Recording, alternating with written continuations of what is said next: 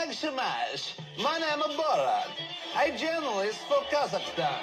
My government sent me to USA to make a movie film.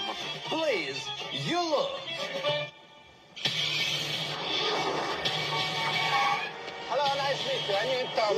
What to say hello? Hello, my name is Borat. I'm new in town. Careful, bye. Welcome to our country, okay? My name is Borat. Okay, good. Well, I'm not used to that, but that's fine. What is a nut joke? A not joke, I would say, that suit is black. Not. This suit is not black. No, not has to be the end. Okay. Okay. This suit is black nut. This suit is black. Pause. You know what a pause is? Yes. This suit is black. Okay. I'm not... Not. Can I say we support your war of terror? Because the sun is the greatest country in the world. I think that the cultural differences are vast. Exactly. And I think he's a delightful man, and it wouldn't take very much time for him to really become Americanized. You want a drink? You can't drink that. Hey, you peoples. How can I be like you? What's up, vanilla face? Is it not a problem that a woman have a smaller brain than a man? That's it. Okay. We're finished. We have to leave. Very nice. How much? She is your wife? Nope, that's my wife. In my country, they would go crazy. For these two, not so much.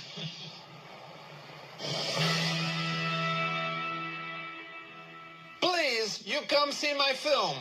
If it's not success, I will be executed.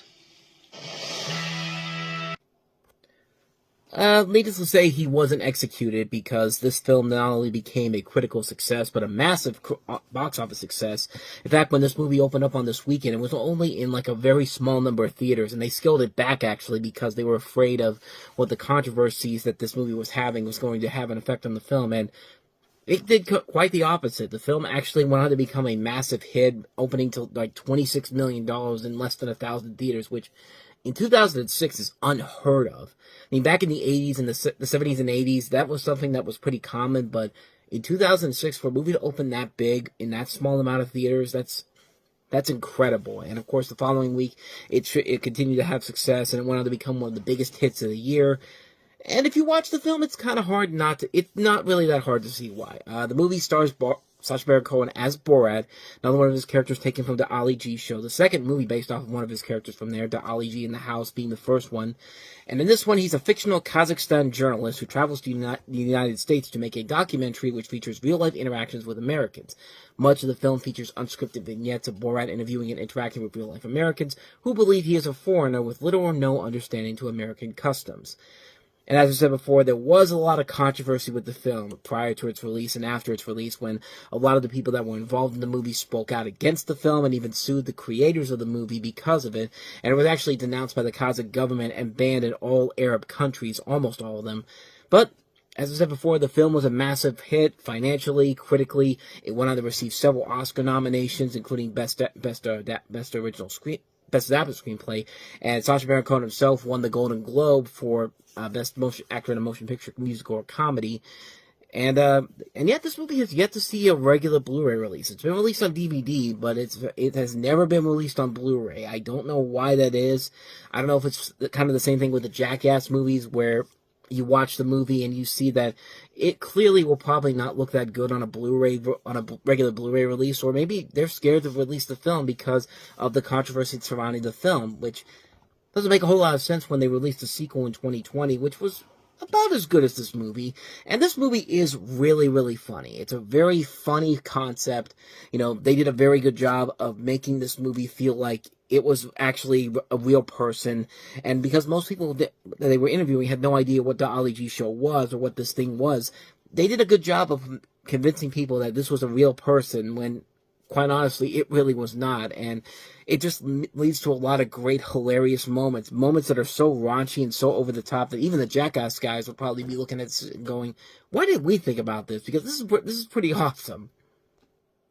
In a way, it's probably one of the last really funny offensive comedies, because a lot of the comedies we've had since then, very rarely do you get something as crude and raunchy and offensive as something like this. The Jackass movies come close to that, but even the Jackass movies, the people who are really against offensive stuff here have to say that, yeah, this is offending me, but it's pretty damn creative what they're doing in general. But this movie, this is one of those last ones I feel like you really could get away with doing whatever you wanted with a movie like this. And of course, and because, with every movie that followed after this, like the movies that he tried to do after this, like Bruno, which was not a big success, and then The Dictator, which was also not a big success in general, the shtick kind of got old pretty quickly, and I think that it came out at the right time to do this kind of stuff, and it's still really funny. It's still really funny nearly 20 years later. It's a movie that I think a lot of people really should give another shot at. If you didn't get it at first, and see it, or if you thought that it was funny back in the day, but it really didn't hold up in any way, shape, or form, but watch it again, because it actually is a lot funnier than I think a lot of people give it credit for. It is still very silly. It's still very ridiculous. It is still incredibly raunchy and offensive for all of the right reasons. It's a funny movie, man. It's a real good time all the way through.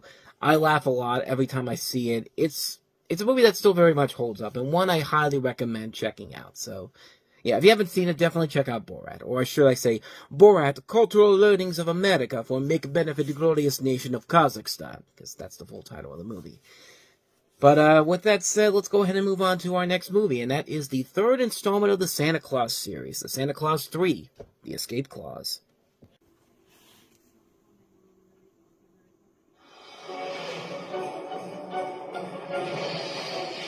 The first clause. Killed him. Did that change the face of the holidays? It's the Santa Claus.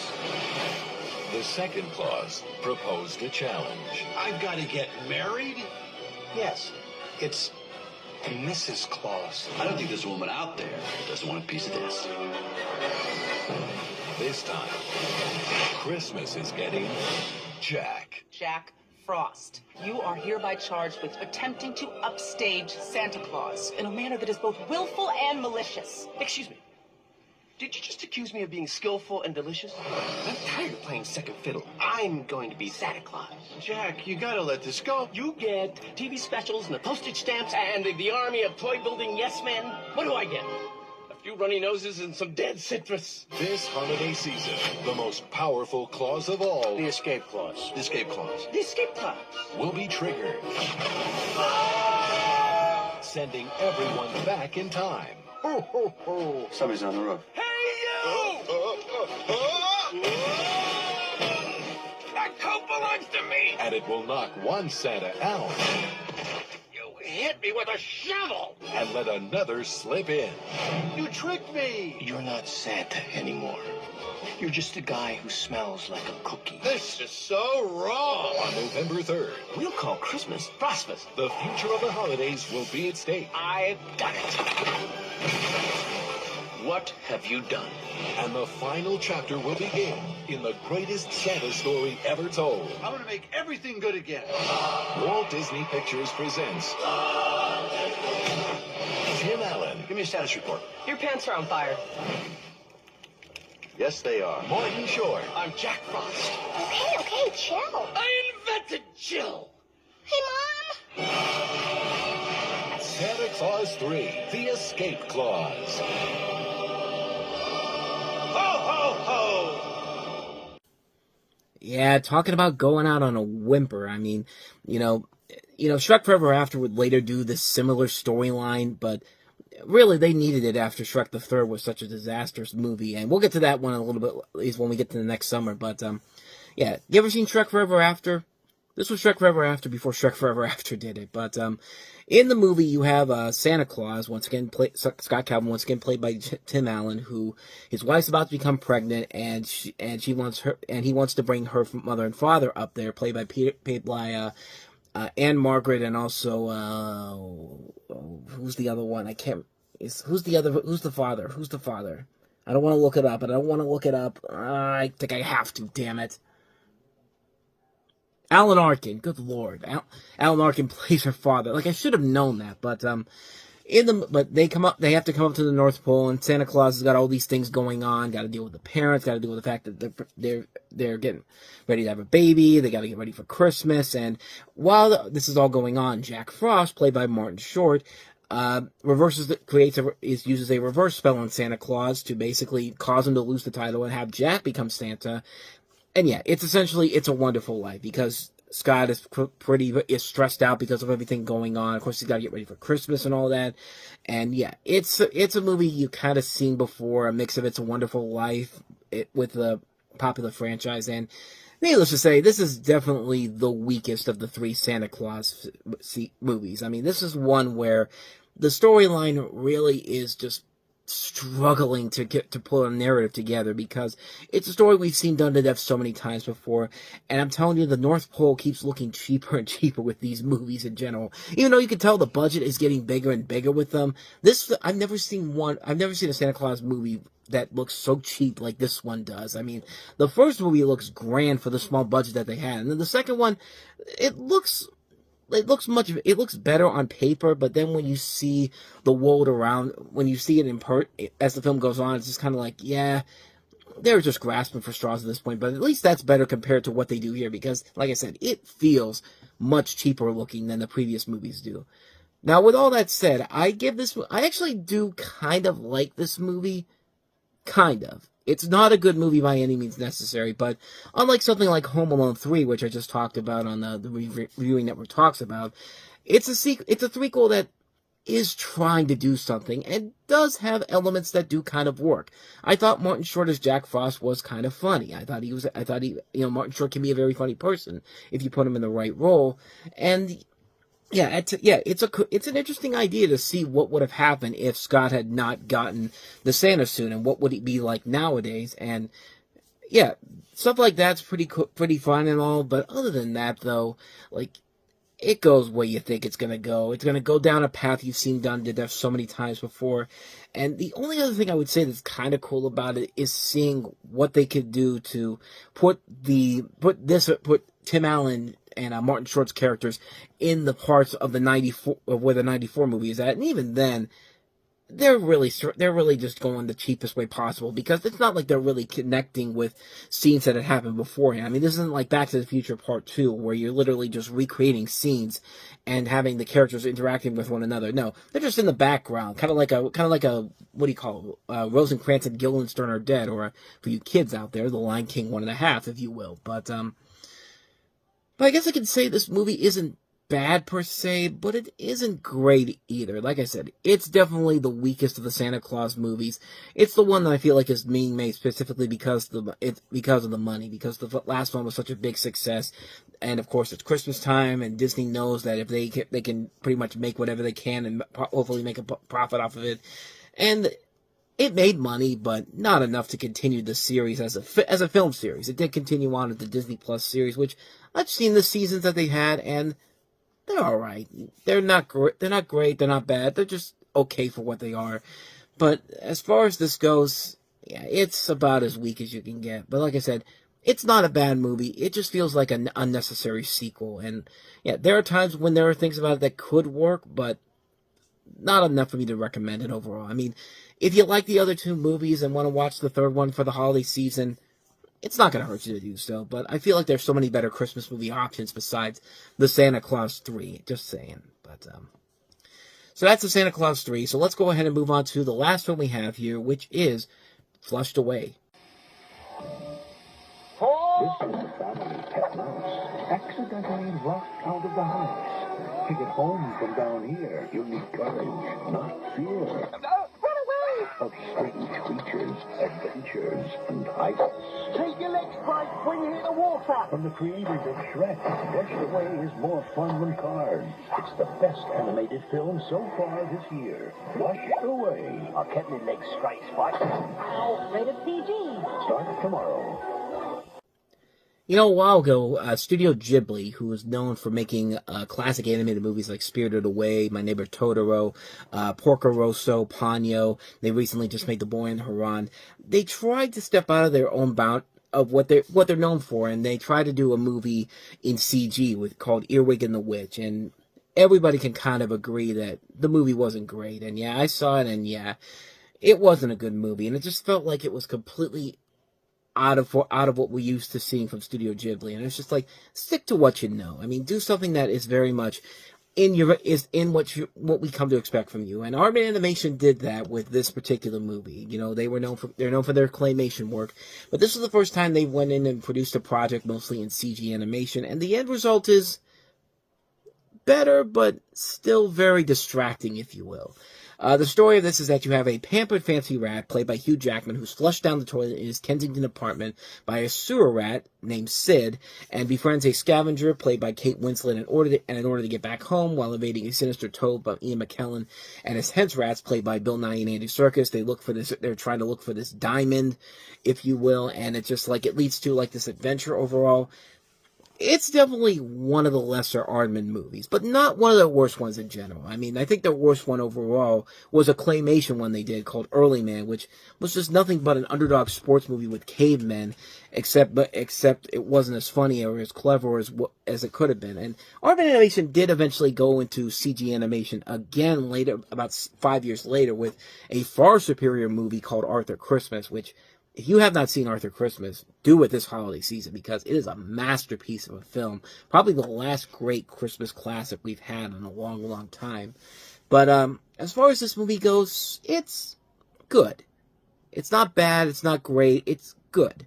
I think there's a lot about it that does work. I think that style of humor that we expect from Aardman Animation is there. I think the animation is okay, but you could definitely tell it was coming from a studio that really did not have a whole lot of expertise on how to do their style of animation in CG, and it definitely shows in the movie. There are times when the animation does feel very off overall, but hey, they have a lot of good writing. The voice work overall is really good, and yeah, the comedy can be very good too. So with those elements there, that should be enough to save the film, and it does.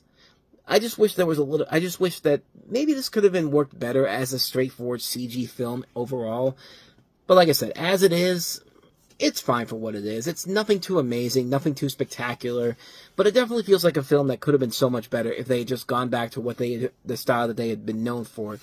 And yeah, like I said, not a bad movie by any means necessary, but definitely a film that could have been probably a really good film if they had just gone back to just doing straightforward stop motion animation like they usually do. But like I said, not a bad movie, but definitely one of their lesser films. Flushed. How are you being followed? You're not moving. I'm being followed by a woman's voice.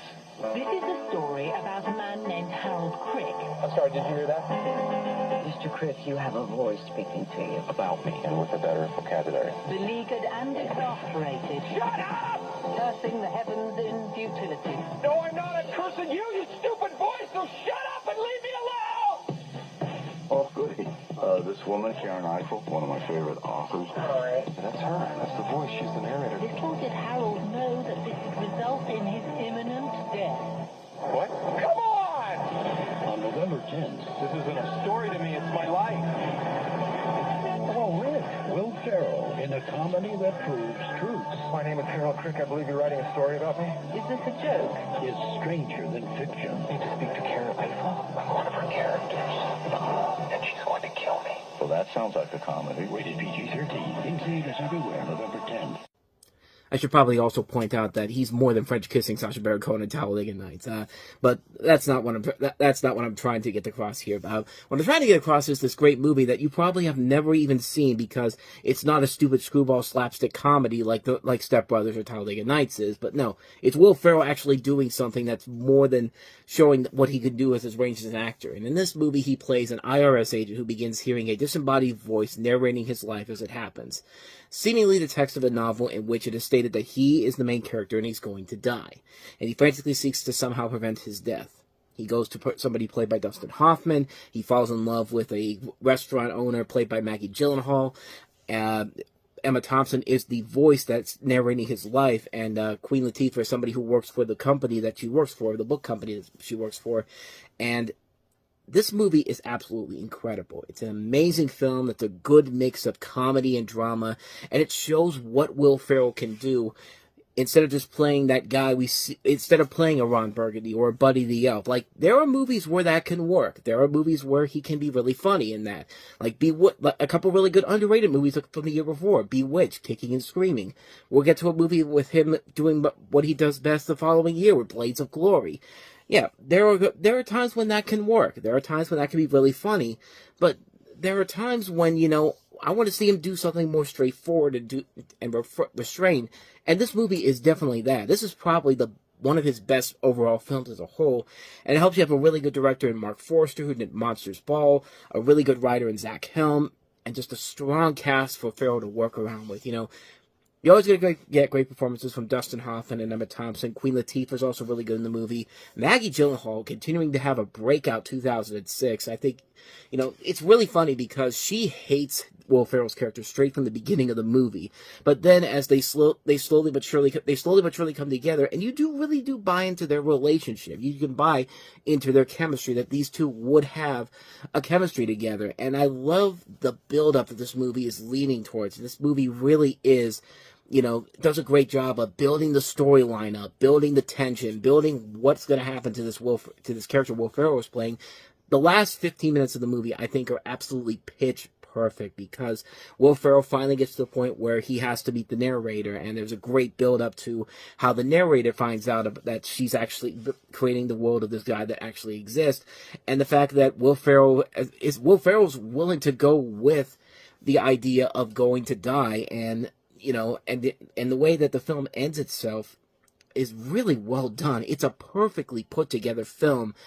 And yet nobody went to go see it. And I think most people didn't go see it because, like I said, been saying again, it's because Will Ferrell wasn't doing anything too brash or too raunchy. You know, the stuff that made his name in the past with Old School, Elf, Anchorman, Talladega Nights. Like, every time he tries to go do something a little bit different, more restrained, 9 times out of 10, it unfortunately doesn't perform well. But it's not because the guy isn't trying his best. I mean, this is a movie where it shows this guy has a ton of range. And we've talked about some movies with him where he's got range. You know, Melinda and Melinda, the Woody Allen movie, I think is a very good example of that. You know, he's going to be he'll do other movies down the road that show what this guy can do as an actor as a whole. And I think this movie is a perfect example of him branching out and trying to do something different outside of his norm. And like I said, most people turned away from it because it was more of it wasn't just a straightforward mainstream raunchy comedy. It's a thinking man's movie. You have to think about it as the movie goes along. You have to think, how is this guy going to get out of this? And, you know, it's a restrained performance by Ferrell that I think a lot of people really needed to see, because this was at a time when Will Ferrell's star power was, not saying dying, but certainly was, like, it wasn't in the same place it was after he had those 2 successful years in 2003 and 2004. And, like, films like Kicking and Screaming, Bewitched were not the biggest financial hits. Neither was this one. But those are movies that are actually really good. And, of course, Talladega Nights is the big hit of that comedy hit of that summer, which, I mean, a lot of people like that movie. I'm so on it. But this, to me, is the best Will Ferrell movie he made in this particular year, and maybe one of his best overall films, no question about it. I think this is a very good movie with a lot of strong performances, a really good storyline. It keeps you on the edge of your seat. It's got a good mix of comedy and drama.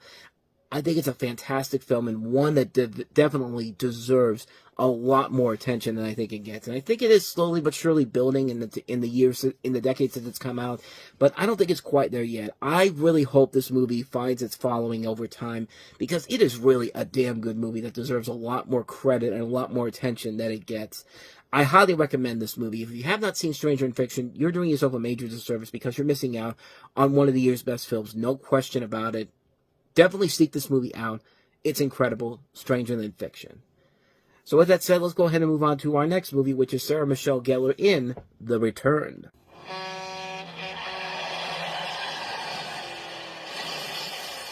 accident led Joanna Mills to LaSalle, Texas. There's nobody up there. But something evil. There's some kind of presence. Wants to keep her there. Yeah, that's you. return. Rated PG-13 starts November 10th. Ah, those movies that are trying so hard to rip off the actor's former work in The Grudge and failing miserably at it. This is there's no question about it. This is literally what they're trying to do over at Universal.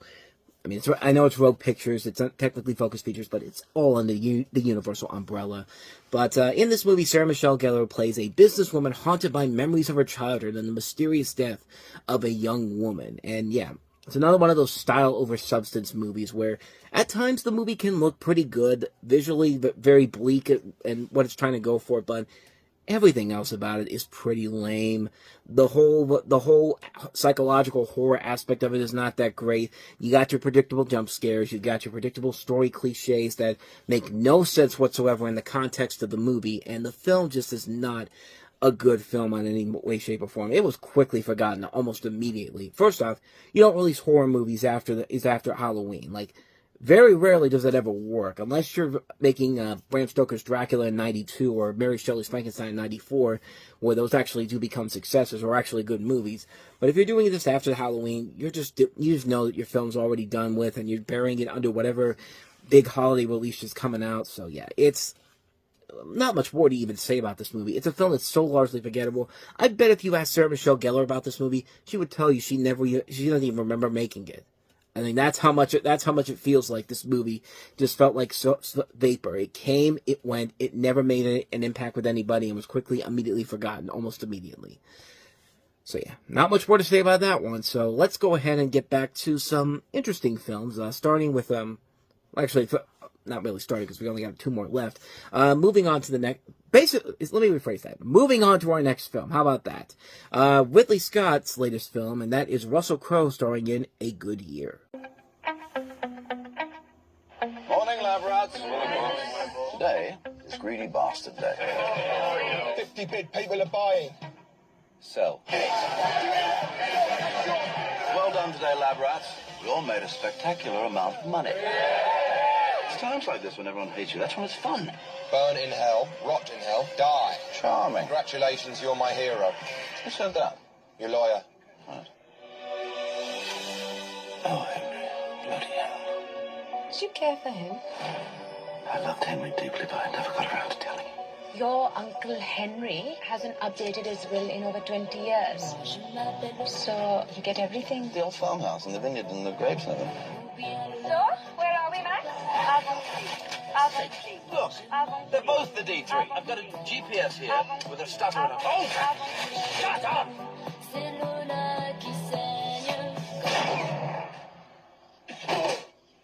Qu'est-ce que vous faites? I'm the pool man. I do this every Thursday. It's just routine maintenance. My name is Fanny Chenal. Have I told you you're a vision? Are you trying to seduce me, Max? Thought would never even cross my mind. Or more than 6 or 10 times. You're selling La Siroc? News travels fast. You would take me away from my vines and take away my last few chances of immortality. Afraid so. Be in touch. If this place meant as much to him as I believe it did, worse than I thought for thinking about selling it. This place just doesn't suit my life. It is your life that doesn't suit this place. Once you find something good, Max, you have to take care of it. You have to let it grow. I can't for the life of me think of why I stopped coming down here. Can I remind you, Max Skinner doesn't do weekends, take holidays. Max Skinner makes money.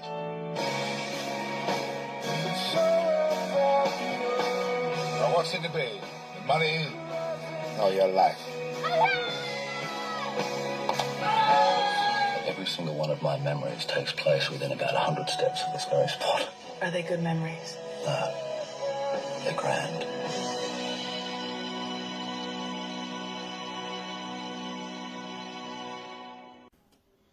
So after years of no contact with his Uncle Henry, played by Alfred Finney, a London banker and bond trader, played by Russell Crowe, learns that Henry has died in the state.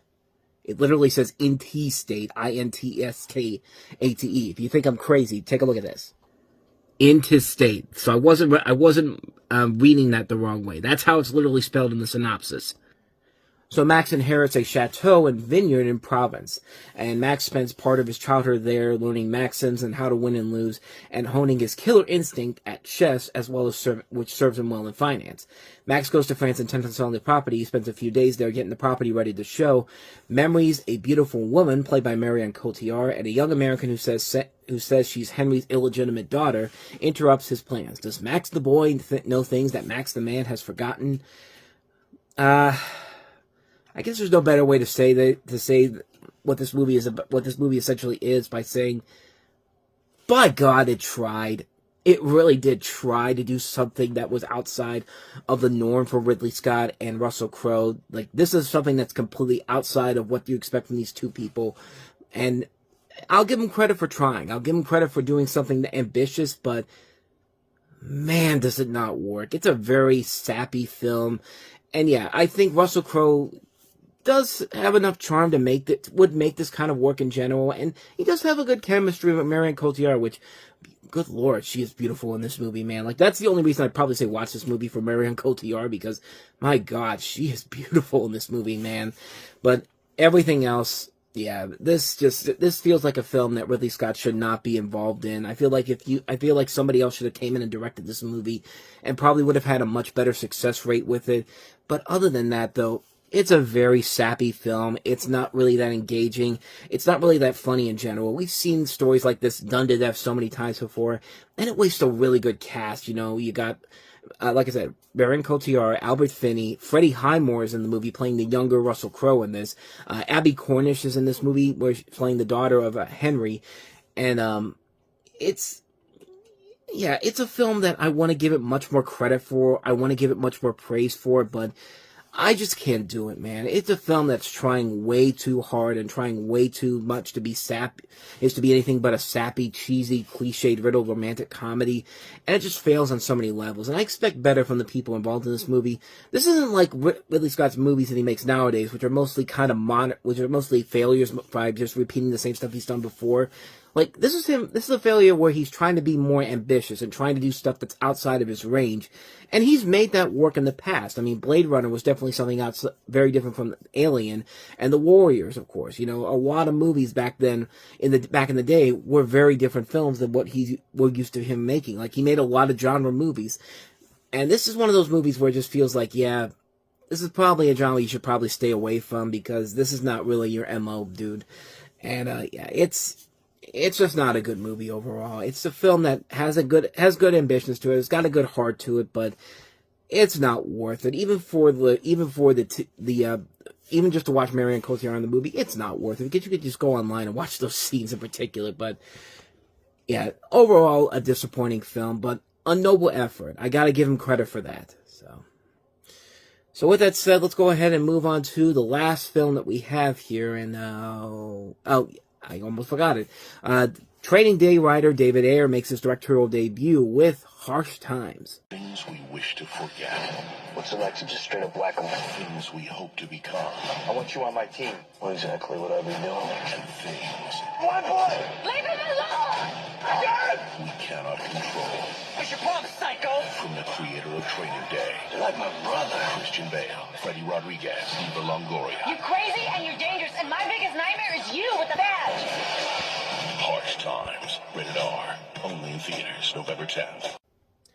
So in the movie, you have Jim Davis, who's an ex-Army Ranger who finds himself slipping back into his old life of petty crime after a job offer from the LAPD evaporates. His best friend is pressured by his girlfriend Sylvia to find a job, but Jim is more interested in hanging out and making cash from small heists, while trying to get a law enforcement job so he can carry his Mexican girlfriend. Jim Davis is played by Christian Bale. Freddie Rodriguez is his friend, and Eva Longoria, of course, is his wife to be.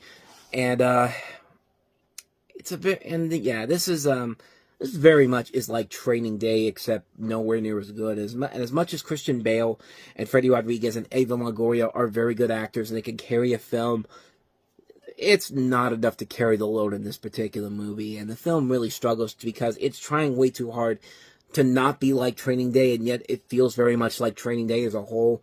I think the next movie that Ayer makes as a director as a whole is a lot better, Street Kings, which is very different and much more and works much better as a whole. But this this definitely feels like a movie that's trying to copy a trend from the writer of this movie, writer and director of this movie that was in the last film he did, and it just didn't work as a whole. It's a film that's just okay, but nothing too spectacular. I think the performances are fine, but the story itself is not enough to carry the load as a whole, and it really falls apart real quickly. So yeah, that's a skip on Harsh Times. What you waiting for? Hang on for the year's coolest ride. That's enough. I feel your love. From Warner Brothers Pictures. Drop back anytime, rubber butt. Comes the adventure. Bow down to the man, That will bring the world. Show me what you got. To its feet. What's the big meat? Rated PG-13 at IMAX November 17. Who would have guessed that this movie, of all the animated movies released in 2006, would have the much more lasting impact than most of the other movies that came out this year? But this is the first animated feature by George Miller, and it's set up in the cold land of Antarctica, where you follow a penguin named Mumble, played by Elijah Wood, who's an emperor penguin who's able to tap dance brilliantly despite lacking the ability to sing a heart song to attract a soulmate. After being continuously ridiculed and rejected by his peers and even his own father, played by Hugh Jackman, who was having a pretty big year in 2006, Mumble departs on a journey to learn what is causing the local fish population to decline and to find himself along the way. And yeah, if you think this movie is about nothing but tap dancing penguins, you have clearly not seen this movie, because good lord, they take this to the most insane levels possible. And I love it for that. I mean, this movie is absolutely incredible. Like, I really found myself really enjoying this movie. I enjoyed it right from the get-go, and every time I see it, almost 20 years later, it is not disappointing in any way, shape, or form. It's a film that still holds up after all this time, and it just shows you what George Miller can do, man. Like, this is the guy that we talked kind of about it last week with Ridley Scott, where he was trying to experiment with other genres, like with that movie A Good Year, which did not work very well. And he's proven that he can do other genres besides the big action movies or just sci-fi movies in general. George Miller, I think, has done that a lot better. I mean, he proved it this year with still showing that he's still got what it takes to make a damn good Mad Max movie after all these years. He's done a lot of these movies that are so different from one another. And George Miller is still one of those guys that's, I think, I get excited for more whenever I hear a new movie of his comes out, because it's just like, okay, this guy makes a ton of really good movies, so that are very much outside of their norm. So I'm very pumped to see what he does next. And yeah, this is another one of those movies that really shows what this guy is capable of doing. And he does a phenomenal job directing this movie. And not only that, like, the movie itself just really goes much deeper than you would have thought possible. Like I said, it's not a movie about tap dancing penguins, despite the movie's marketing campaign making it seem like it's just going to be nothing but, tap dancing penguins or a jukebox musical. It is in there. A lot of that is in there, but there is a much more deeper story in here that gets a little bit political at times. Not to the point where you completely, not to the point where it's completely obviously out in the open. No, it is very subtle. It's very subtle with its environmental message. It's very subtle with its political message, and it really doesn't go the route that you think it's going to go. And that's what I really like about the movie. I love that this film doesn't go down that route that could have easily destroyed this movie. It does something kind of similar to what the old Sonic Sat AM TV series used to do, where they also had a subtle message about, protecting the environment and this little political thing going on here. And it was a great show, a criminally underrated show that has definitely gotten its popularity over the decades since it's been on the air. And this movie was a hit right from the get-go, so much so that it actually became the fourth non-Disney or Pixar film to win an Oscar for Best Animated Feature. I mean, this thing beat out Cars. This thing beat out Flushed Away. I think there was another animated film that was up for it. I think Monster House was nominated this year too. I could be wrong on that, but yeah, out of all the movies that this was nominated for, the fact that it won Best Animated Feature was actually kind of a surprise to everybody, because everyone thought Cars was going to take it after it won the Golden Globe for Best Animated Feature. I think that was the first year the Golden Globes had the Animated Feature Award, and everyone just thought that, well, it's a Pixar movie, Cars is going to win it. And no, people went with Happy Feet, and I'm glad they did, because it is definitely the far superior film over Cars. It also helps that you have such an amazing voice cast to work with this film, you know, not just Elijah Wood and Hugh Jackman, as I mentioned before, but Robin Williams is great in this. Brittany Murphy is very good for the role that she's playing in here, playing the love interest to Elijah Wood's character. Nicole Kidman playing his mother is very good. Hugo Weaving has a lot of good roles in this. Anthony LaPaglia, Steve Irwin. This was actually the last thing he did before he passed away. Just a really good movie, and just a lot of things about it that I really love about it that still hold up to this very day. It's a really damn good movie, and one that I always go back to, every once in a while, and I'm always still impressed on how well this movie holds up. They actually did make a sequel to this, which, yeah, it's not a good sequel, but by any means necessary, although it does have one of my favorite moments in cinema history. And when we get to that movie, I'll definitely delve into that, but I'll just say this. The Bridge of Light sequence in Happy Feet 2 is absolutely amazing. If the rest of the movie had been as good as that, I would have given that movie much more, just the same amount of praise as the original Happy Feet, but the original Happy Feet does still hold up, though. After all these years, it's still a fantastic film. What more can I say, man? It's a masterpiece. I recommend it a lot. So with all that said, let's go ahead and move on to our next movie. Another big movie that came out on this weekend. Daniel Craig making his debut as James Bond in Casino Royale. Your file shows no kills, but to become a 00, it takes 2.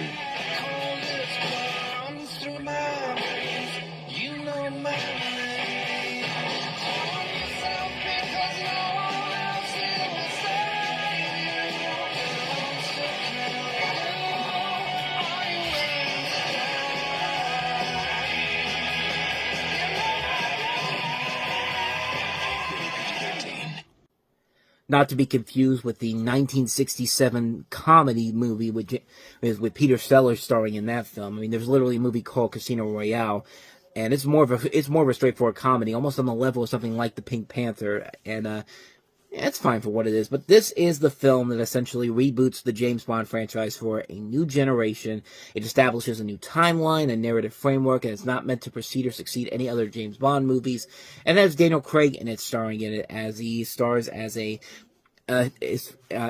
007 who is earning his license to kill. And after preventing a terrorist attack at Miami International Airport, Bond falls in love with Vesper Lynn, played by Ava Green, the Treasury employee assigned to provide the money he needs to bankrupt a terrorist financier, Le Chiffre, by beating him in a high-stakes poker game. And to me, Casino Royale is the definitive James Bond movie. This one tops the list of the best the series has had to offer. And Daniel Craig's made a couple of really good ones. Skyfall is right up there. No Time to Die is another really good one. But this presents a whole new approach to the Bond character that hadn't been seen since the first movie, making Bond not the crazed sex product that he later became, but instead he's a less experienced and a more vulnerable person. It's essentially the beginning of the transformation of James Bond, and it helps to have a guy like Daniel Craig, who I think is well and perfectly cast in this movie, creating this persona of this new James Bond, giving him a new look while also having the magnitude and grace of his predecessors. And the whole movie just puts the Bond series to places it had never gone before, focusing more on the story and the action, rather than the predictable tropes that the series had become known for. Specifically giving Craig a relationship with Ava Green's Vesper Lynn that feels real and authentic, and that's when the big twist of the movie happens with her at the end. It is a refreshing change of pace of what we're used to seeing at this point. It's a refreshing and new change of pace for the character of James Bond, who had long been seen as formulaic and cliche, but here he's given a refreshing change in pace of terms and character and story that works because of this great performance Craig gives to the role, the script's brilliant approach to having somewhat of a continuing storyline going here, and more importantly, just not being afraid to try something new or go for a new approach for the series. And keep in mind, this is directed by Martin Campbell, who did the same thing to Pierce Brosnan's James Bond back in 1995 with GoldenEye, setting up a new generation of James Bond. Well, that one was more closer to the Bond formula. This feels like a movie that is right in a brand new formula, a brand new style of filmmaking that the Bond films would later go from here. Unfortunately, a little bit of hiccups here and there in the Daniel Craig legacy, but Daniel Craig overall is a great James Bond, and to me, this is what I think of as the perfect James Bond movie. A fun film, a great movie that works on so many levels, led by a strong performance by Craig. Casino Royale is a great film. I can't recommend it enough. With that said, let's go ahead and move on to our next movie, and that is Let's Go to Prison. You is innocent. Raise your hand, you'll be free to go. That was my little joke. Welcome to prison. Who's the new guy? Nelson Biederman IV. Hi. Feel the love. Would you like some Merlot? I make it in the toilet. Share the laughter. And see the most touching movie of the year. It's all right to cry. Crying takes the shot out of you. Let's Go to Prison. Rated R. Starts November 17th. My God, what a major disappointment this was. Okay, first of all, this is directed by Bob Odenkirk. This is actually his second film as a director after Melvin Goes to Dinner, but this is his first major wide release as a director. And you also have a script written by Robert Ben Garant and Thomas Lennon, the two guys behind Reno 911, and also Mike with Patrick Jan. And the cast that includes Dax Shepard, Will Arnett, Chi McBride, David Koechner, Dylan Baker. For Dax Shepard, by the way, 2006 really is not his year, especially the last couple months. The best movie he was in didn't even get a proper theatrical release, but this movie did, and boy, is it a mess of a film. So Dax Shepard stars as John Lashitsky. Get it? Because he has shit in the middle of his name. That should be the first sign that the comedy is not going to be great here, but he is a car-stealing slacker with a weed problem and had been in Illinois' Rossmore State Penitentiary so many times, he knows its entire population of both staff and cons by their first names. Cursed with the old ill luck of being in the wrong place at the wrong time in possession of the wrong car, he's been deemed a lost cause repeat offender in the eyes of everyone else. When the heartless judge, who had been behind most of his sentences, goes to the big courthouse in the sky, John decides to ruin the man's legacy by having the judge's only offspring, Nelson Biederman IV, played by Will Arnett, thrown in the slammer along with him. Here, the world-class selfish jerk learns a certain old lesson the hard way. Do unto others as you would have others do unto you. But has John gone too far in the payback department? What do you think? What do you think the answer to that is? But, yeah, this movie sucks. This movie is just a mess of a film, and it just really is a film that, according to Bob Odenkirk, he said that this movie was completely destroyed by the studio, and I can't really say that that's not a possibility that could happen, but the movie itself didn't even look funny to begin with. I remember watching the trailer for it back in the day, and there was only one moment that made me laugh, and that's when one of the jurors said, "We find the defendant guilty," and the judge was like, "You mean guilty?" Like, if that's the best joke I got from the trailer, then that's not a good sign that this movie's going to have anything worthy going forward. And unfortunately, yeah, the film sucks. This movie is really not funny by any means necessary. It's a boring movie. It really feels devoid of what everybody involved could do here. And yeah, you could make the argument that it's because of studio interference, but I think this was dead on arrival even before the studios got involved. I think the reason why the studios got involved was just like, hey, we got to try to save this stinker sometime soon. And they put it out and they realized, okay, we can't save this. Just put it out on the same weekend as the Dancing Penguin movie and James Bond. I mean, we'll just say that, oh, the competition was too tough for us. It's like, we know what you were doing. You knew it was bad, and you decided to just dump it out there so it could get completely destroyed by the competition, by the two bigger movies that were coming out that weekend. And, yeah, I would say that this is because of studio interference that the movie is bad, but Bob Odenkirk made a movie within the same year, and that was not good either. That was not a good film either, so, yeah, take that for what you will. But, let's go ahead and move on to the next movie. We talked about Let's Go to Prison. Let's talk about some awards contenders, or movies that were supposed to be awards contenders, starting with Richard Linklater's latest film, Fast Food Nation.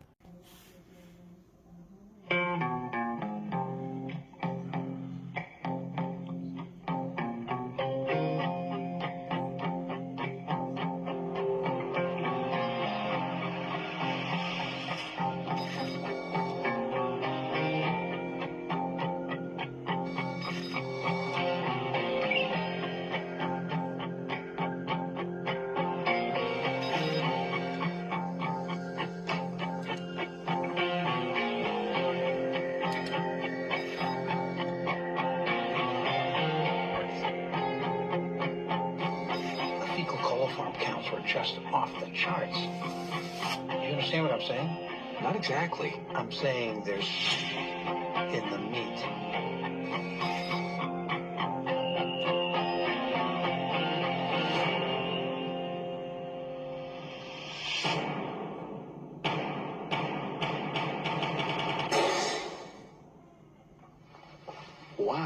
tastes like it's right off the grill. You don't think it needs, like, liquid smokes? No. I think it's perfect.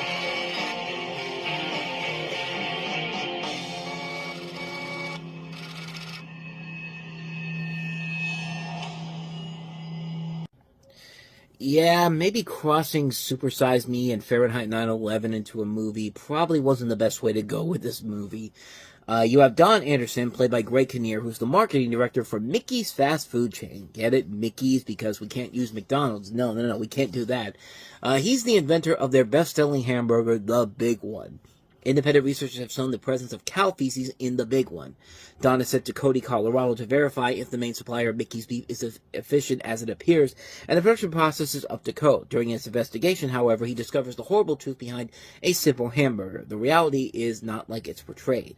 Don discovers what the mass production system involves, from the temp workers like Amber to the exploitation of irregular immigrants. It's not only the meat being crushed in the machinery, but our society.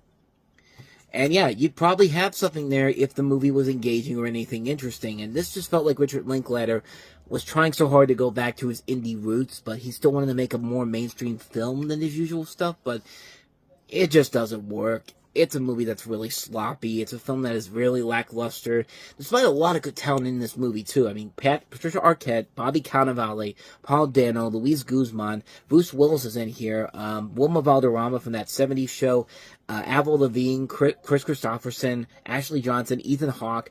A lot of really good talent involved in this movie, but man, it just didn't know what direction it wanted to take. It didn't know what kind of a movie it wanted to be. And I think the book's more provocative than the actual film is. I've actually read this book before. It is engaging to read. It's a very interesting read overall. And I was really looking forward to seeing it watching this movie after reading the book. And watching it, just like, yeah, this is about what I think everyone was saying. The movie wasn't going to be that good. And yeah, it really was not. It just didn't work for me. It's a film that it's trying to have a message. It's trying to say something, but it's just not there, man. It's a real sloppy mess of a film, and one that you should definitely avoid like the plague.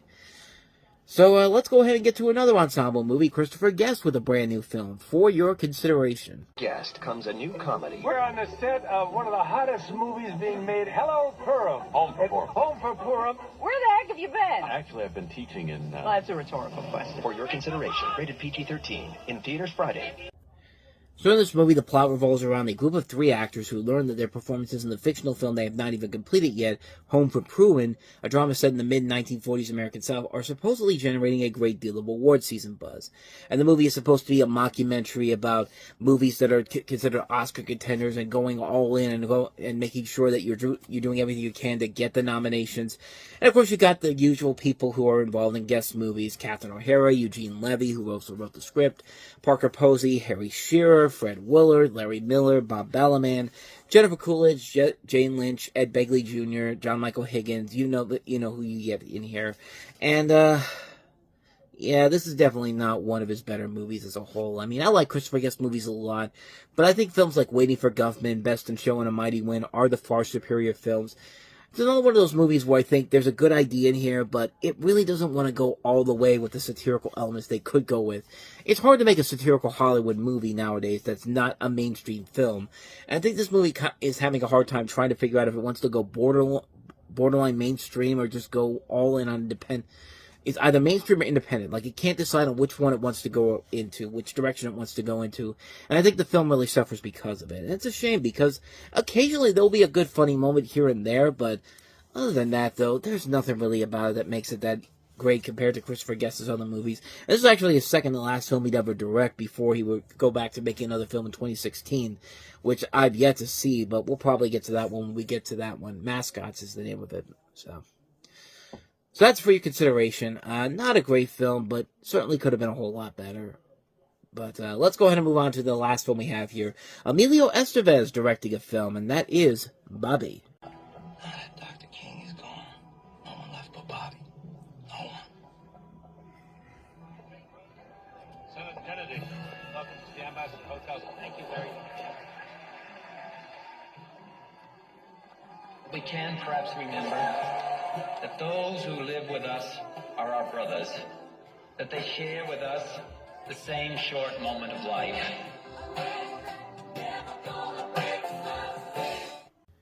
Another ensemble movie featuring a ton of big actors in here. Everyone ranging from Harry Belafonte, Joy Bryant, Nick Cannon, Lawrence Fishburne, Lindsay Lohan, Elijah Wood, another role here, Anthony Hopkins, Ashton Kutcher, Demi Moore, Christian Slater, Sharon Stone, Heather Graham, Mary Elizabeth Winstead. This is a film about the fictionalized accounts of the hours leading up to the June 5th, 1968 shooting of U.S. Senator Robert F. Kennedy in the kitchen of the Ambassador Hotel following his win of the 1968 Democratic presidential primary in California. And I remember going to see the film back when it came out in theaters, and I was really one of the few people that was defending this film because it's a really engaging film. And it showed what Emilio Estevez can do as a director, and it's a really compelling film where you do get invested in all of these characters as a whole. You do get invested by everybody in here. Like, you do get a sense of, it's a very character-driven film, obviously, not just for Bobby Kennedy alone, but for all these other people who were in this room during this big night overall. And and like I said, it's a really engaging film, and it's a really intense film that just works on so many levels. It shows that a lot of these actors still have got it. Like, Sharon Stone had a bad way to start the year with Basic Instinct 2, but then you look at her in this movie and it's just like, oh yeah, there's a reason why you got an Oscar nomination for Casino back in the day. Like, you're a really damn good actor. You could say the same thing about Demi Moore. Christian Slater proves he's still got the acting chops. So does Martin Sheen. Ashton Kutcher shows more than he shows in most of his movies. I mean, Shia LaBeouf, of course. Now, a lot of really good talent in this film all over the movie, and it does a very good job of painting the story of this horrible night in a decade where if your last name was Kennedy, you pretty much had the worst luck in the world, pretty much. And yeah, I mean, this is a really good movie. It's a film that was not the biggest critical success nor financial success when it came out. I was one of the few people that actually defended it on my show back in high school, and I still defend it today. It's still a really good movie. It's still an impressive film. It's definitely one that deserves a lot more attention. It shows what Emilio Estevez can do as a director as a whole. I thought it worked very well. I thought it was a really good film. I really enjoyed it a lot. I highly recommend checking it out. Bobby.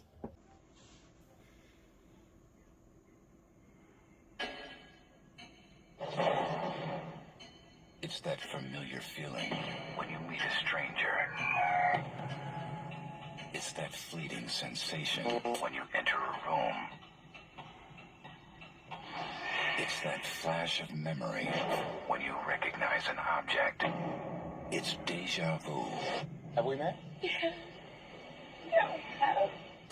And if you thought it was all in your head, prepare yourself for the truth. What if you had to tell someone the most important thing in the world, but you knew they'd never believe you? I try.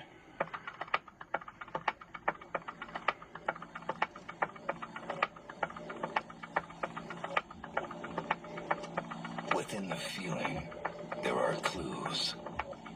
And within the memory, there are warnings. Brace yourselves. I think you're about to witness a murder. This Thanksgiving, deja vu will lead to a journey. In 12 hours, he's gonna kill her. Unlike anything you've ever experienced before. He killed her 4 days ago.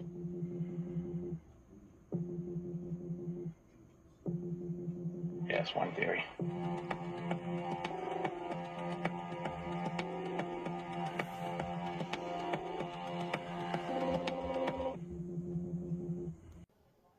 This movie sucks. Like, how do you have a time-traveling movie directed by Tony Scott and Denzel Washington and make a movie that is so boring? In this movie, Washington plays an ATF agent who travels back in time in an attempt to prevent a domestic terrorist attack that takes place in New Orleans and to save a woman, played by Paula Patton, with whom he falls in love. So much of this movie had so much potential to work. I mean, it's hard to make a really bad time travel movie. And yet, one of the coolest directors ever, and the greatest actor of all time, somehow managed to do that. And I don't even think it was because of, it's not even Washington's fault, really, or even Tony Scott's, honestly. It's the script. The script is really, really boring. Nothing happens in this movie whatsoever. And as cool as Denzel Washington is trying to be in this movie to save it, he can't save this movie. This is one of those examples when even the greatest actor of all time can't save a bad movie. And this is a really bad movie. This is a boring film. The action sequences aren't that great. They're not even great at all. They're just really lackluster. The reason why time travel exists in this world is not really a good reason. The casting in this, like, so many good actors in here. Val Kilmer, Bruce Greenwood, Adam Goldberg, Jim Caviezel. A lot of really good names in here, and yet it is one of the most boring, abysmal movies I have ever seen in my life. Like, when I first saw this movie, I could not believe how bored I was with it, because, like I said before, it's a Denzel Washington, Tony Scott movie about time traveling to stop terrorists from attacking part of America. I mean, how do you make something that awesome seem like the most boring thing ever? This movie somehow found a way, and boy, this is one of the worst ones that Tony Scott has ever done. It's probably one of Denzel's worst movies he's ever made. Again, not because of him in particular.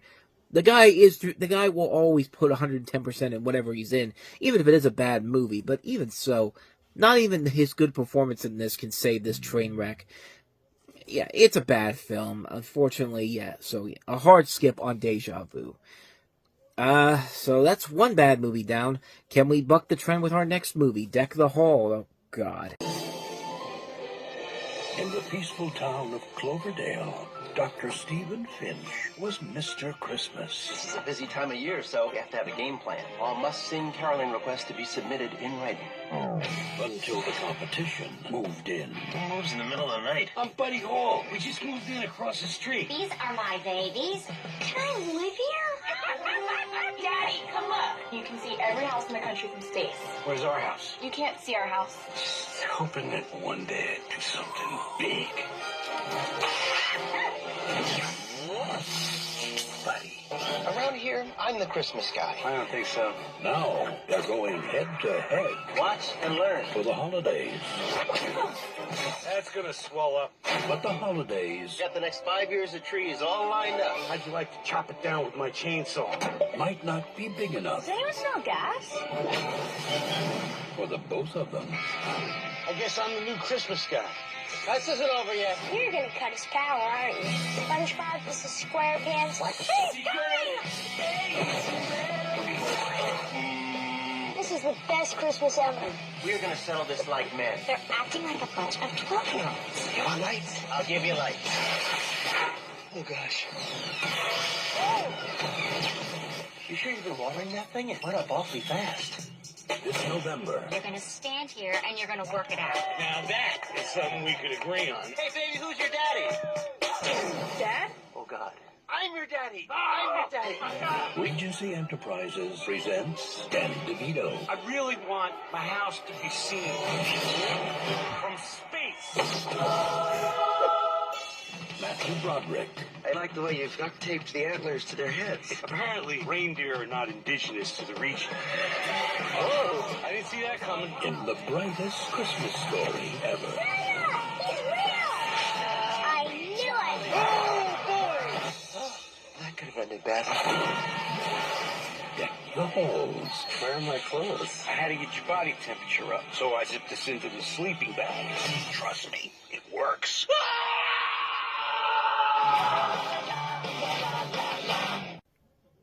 This movie sucks. I mean, I don't even need to give you a full explanation of why it sucks, because I've already given a full explanation of how this movie sucks.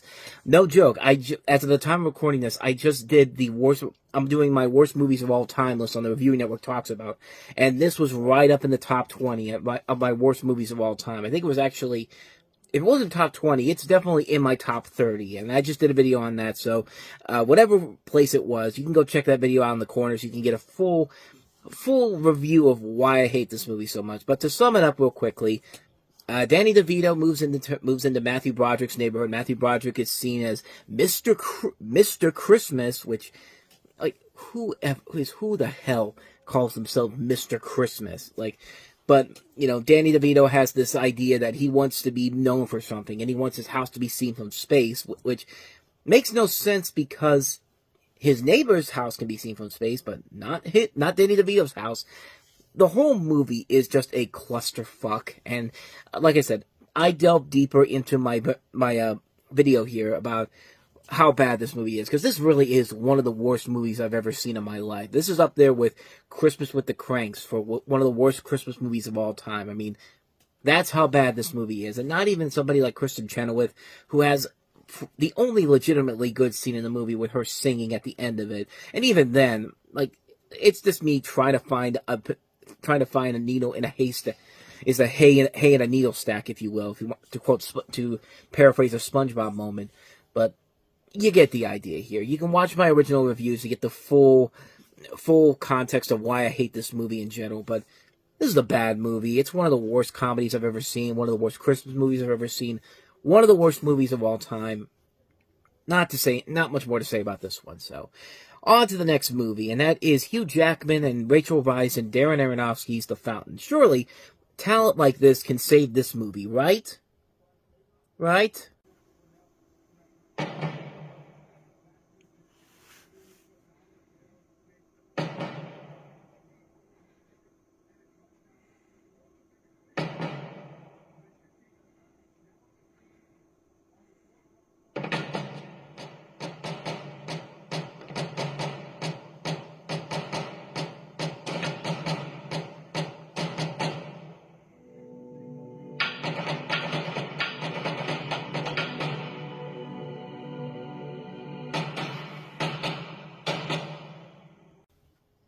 This movie sucks.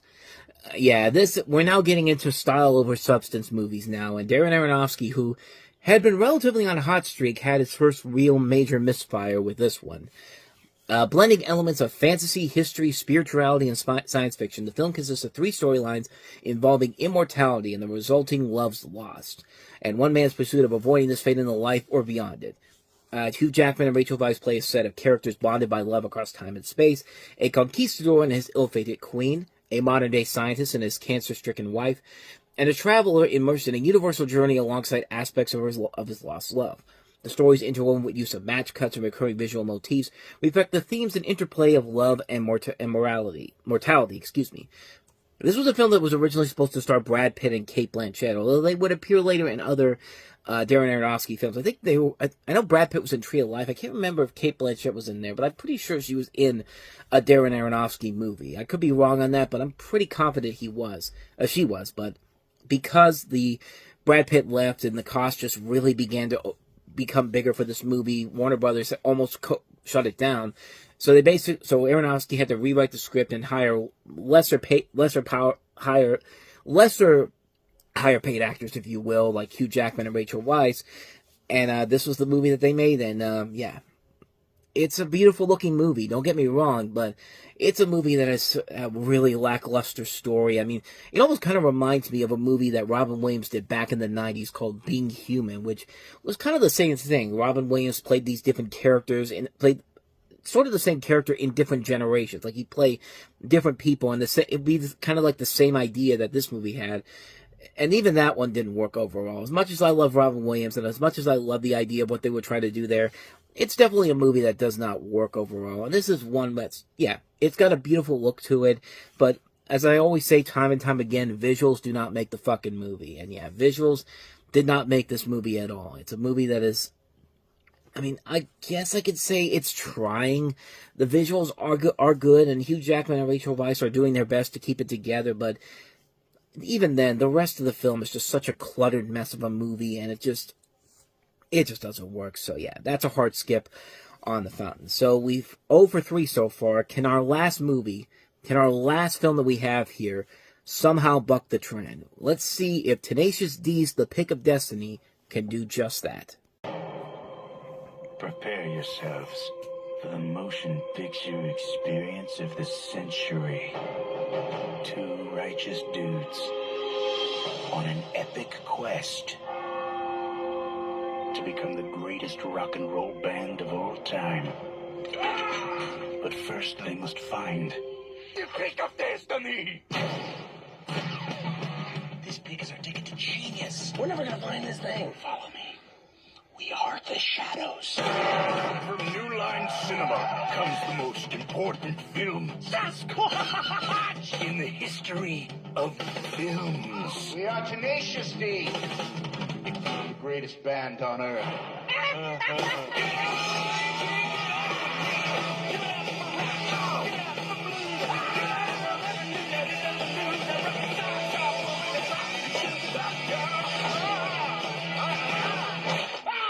sweet baby! Jack Black and Kyle Gass.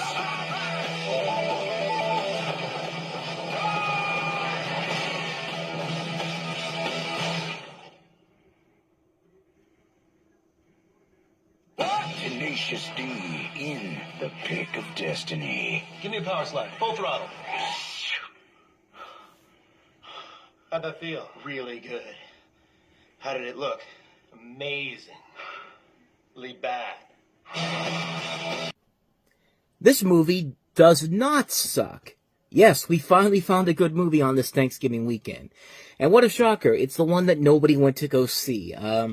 In the film, you have Tenacious D, Jack Black, and Kyle Gass. They, even though they are an actual band, it's a fictitious story about the band's origins and their journey to find a magical pick belonging to Satan that allows its users to become rock legends. And the reason why this movie works is because it's one of the stupidest things ever, and they are fully aware of that. This movie is the perfect example of a screwball, stupid, over-the-top comedy with two very funny talented Jack Black and Kyle Gass. I mean, this is a very niche film, if you will. This is one of those comedies like Idiocracy that only a specific group of people are really going to invest themselves in and find a lot of it to be really funny. And this came out in the perfect time for me because I liked Idiocracy a lot. I liked a lot of movies similar to this that did not get the proper respect back then, but they've since gone on to have cult followings. This is definitely a film that has gone on to have a massive cult following, and thank God for that, because it is absolutely ridiculously brilliant. It's one of the most hilarious things ever. It's so stupid, it's so ridiculous.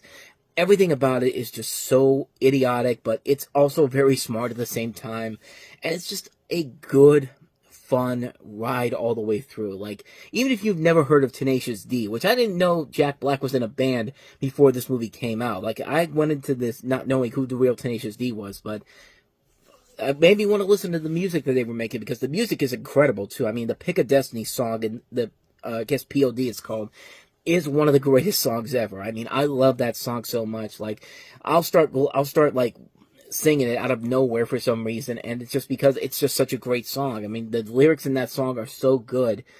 The music in this is absolutely incredible. The movie is just so much fun all around. It's so stupid, it's so ridiculous, but I loved every minute of it.